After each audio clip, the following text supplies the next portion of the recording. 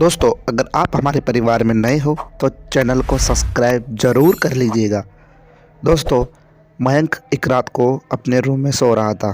तभी उसका phone vibrate होता है और वाइब्रेट इतनी ज़ोर से होता है कि उसको ऐसा लगता है कि वो सपना देख रहा है। पर जैसे उसकी नींद खुली तो वो हकीकत थी, उसका फ़ोन वाइब्रेट हो रहा था। उसके अंदर जो फ़ोन आ रहा था वो उसकी पत्नी श्रिया का था। ये सोचकर वो बहुत ज़्यादा डर गया क्योंकि वो श्रिया उसके पास बेड पर नहीं थी। उसने रूम की लाइट जलाई। लाइट जलाने के बाद उसने आसपास देखा तो श्रिया नहीं थी। फिर वो दूसरे रूम में ड्राइंग रूम में गया तो उसके पाँव के नीचे कुछ पानी जैसा उसको महसूस हुआ। तो उसने जब नीचे देखा तो वो खून था। ये देखकर मयंक बहुत ज़्यादा डर गया। उसके बाद जब एक आंखें उसकी सामने गई मयंक की, तो सामने एक महिला जिसके हाथ से खून निकल रहा था और वो अपना मुंह दूसरी तरफ करके किसी से बातें कर रही थी। अब मयंक को सामने वाला आदमी दिखाई नहीं दे रहा था, परंतु उसको वो महिला ही दिखाई दे रही थी। उसके बाद जब उस महिला के पास गया तो वो श्रेया थी। कैसे भी करके वो श्रेया को रूम में लाया और सुलाया। दोस्तों, मयंक एक 7 फुट का लड़का है जो कि कॉलेज में सेकंड ईयर में पढ़ता है। वो अपने पहले साल टॉप किया था और श्रेया एक करोड़पति बाप की बेटी है। इन दोनों का अफेयर चल गया और इन्होंने शादी करने की सोची। इन्होंने भी सभी की तरह सपने सजाए। तालाब के किनारे घर बनाएंगे, चांद तारे तोड़ कर लाएंगे, सब सपने। परंतु कहते हैं ना, अदर अदर कास्ट के होना और शादी करना बहुत ही ज़्यादा मुश्किल होता है। दोनों अलग अलग कास्ट के थे। अब ये बात श्रेया के पापा को पता चल गई। वो एक दिन कॉलेज आए और मैं उनको थप्पड़ मार दिया और कहा मेरी बेटी से दूर रहे।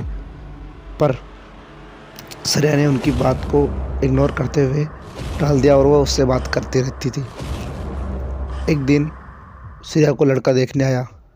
उसके पापा लेकर आए थे क्योंकि उसको उनको पता चल गया था कि ये हमारी बेटी और से बातें करती है। उसके बाद जैसे श्रेया को पता चला, उसने मयंक को फ़ोन किया।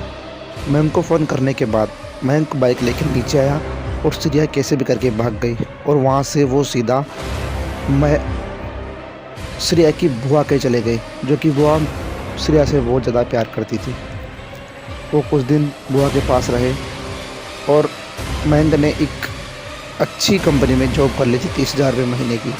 तो उसने रेंट पर घर लेना सही लगा, तो उसने रेंट पर घर ले लिया। उस घर में 3 रूम थे, एक ड्राइंग रूम, एक उनका बेडरूम और एक और रूम था और सामने ग्राउंड था। तो वहाँ पर बंदर आया जाया करते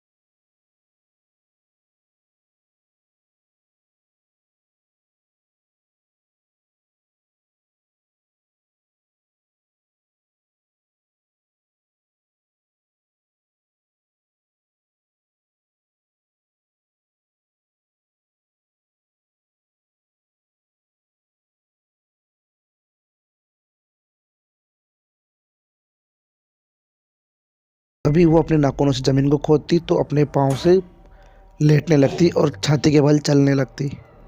ये देखकर मयंक बहुत ही ज़्यादा घबरा गया और उसकी हालत ख़राब हो गई। वो उसको उसी समय डॉक्टर के पास ले जाकर गया। डॉक्टर ने कहा ये सुसाइड केस है, ये सुसाइड का मामला था तो पुलिस को इन्फॉर्म करना पड़ेगा, क्योंकि तुम्हारी बीवी ने सुसाइड करने का प्लान किया था अभी। तो मयंक रोने लगा डॉक्टर के सामने और कहने लगा, उसने पूरी बातें बताई। तो उसने कहा किसको भी तुम्हें कोई बात नहीं, इसका करता हूँ इलाज, पर तुम इसको जल्दी से किसी तांत्रिक को दिखा दो। अब मयंक नया शहर में नया था, कुछ भी नहीं जानता था, तो उसने अपने ऑफिस के सबसे अच्छे दोस्त सुनील को अपनी पूरी बातें बताता है। सुनील ने एक तांत्रिक के बारे में सुन रखा था। उसने मयंक को कहा कि तुम इनको शमशान घाट के उस बाबा के पास लेकर जाओ, जिसको सिर्फ रात में ही ले जा सकते हो, दिन भर उनका कुछ भी पता नहीं रहता कि वो कहाँ पर रहते हैं। उसके बाद वो मयंक जैसे सुनील ने कहा वैसा वैसा किया। वो श्रेया को लेकर गया तांत्रिक बाबा के पास। तो उसने मयंक के कान में एक बात कही। मयंक उठकर चला गया और मयंक वापस आया तो उसके हाथ में एक शराब की बोतल थी। उसने तांत्रिक को दी और उसने एक पत्थर पर देखकर उसको फोड़ दिया। कांच से उसने एक घेरा बनाया तांत्रिक ने। उसके बाद उसने एक सिक्का रखा उस घेरे के अंदर और मंत्र पढ़ने लगा। तभी उस सिक्के में से खून निकलने लगा।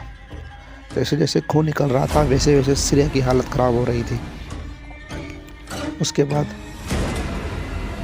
मयंक से उस तांत्रिक ने कहा कि इस पर काला जादू है, अगर सही रहते इसका कुछ इंतज़ाम नहीं हुआ तो इसकी जान भी जा सकती है। तो वो रोने लगा, मयंक रोने लगा। फिर तांत्रिक ने कहा इसका जादू इसका कोई अपना करवा रहा है, इसके पापा करवा रहे हैं और उनका साथ दे रही है उनकी बहन, मतलब इसकी बुआ। ये देखकर मयंक को बहुत ज़्यादा गुस्सा आ गया कि इस दुनिया में कोई अपना नहीं है। किसी को कितना भी कहो, ये पराई समाज कभी दूसरी शादी को एक्सेप्ट नहीं कर सकता, ये सोचने लगा। तभी उसको गुस्सा आने लगा मयंक को और वो रोने लगा। पर कर भी क्या सकता था बेचारा, कोई उसका साथ नहीं दे रहा था। तांत्रिक ने कहा था किसी न किसी की जान जरूर जाएगी, या तो उसके घर वालों की, या मयंक तेरी, या इसकी की। थोड़े दिनों बाद अगरबत्ती का धुआं ऊपर उठ रहा था। श्रेया जोर जोर से रो रही थी कि आपके बिना हमारा कौन है इस दुनिया में, अब कौन हमारा देख रेख करेगा, और पापा पापा कहकर चिल्ला रही थी। तांत्रिक ने कहा था ना किसी की जान तो जाएगी।